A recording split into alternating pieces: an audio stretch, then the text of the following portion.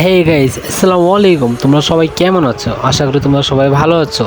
তোমাদের কাছে নিয়ে এসেছি আজকে সফলতার একটা সুন্দর উক্তি। সফল হওয়ার 5টি উপায়। নাম্বার 1, লক্ষ্য ঠিক করুন। আপনি কি হতে চান? চাকরি, ব্যবসা, পড়াশোনা, এটা পরিষ্কারভাবে ঠিক করুন। লক্ষ্য ছাড়া পরিশ্রম করলে ফল আসে না। পরিকল্পনা নাম্বার 2, লক্ষ্য ঠিক করার পর ধাপে ধাপে কী করবেন সেটা লিখে ফেলুন।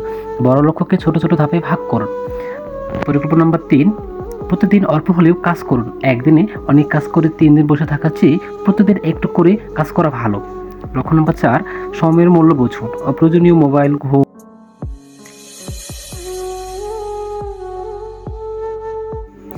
আড্ডা কমিয়ে কাজে সময় দিন। ব্যর্থতা থেকে শিখুন। নাম্বার 5, ভুল করলে হতাশ হবেন না।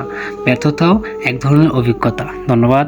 সবাই ভালো থাকবেন, সুস্থ থাকবেন। আমার ইউটিউব চ্যানেলটা বেশি বেশি লাইক, শেয়ার, কমেন্ট, সাবস্ক্রাইব করবেন। ধন্যবাদ।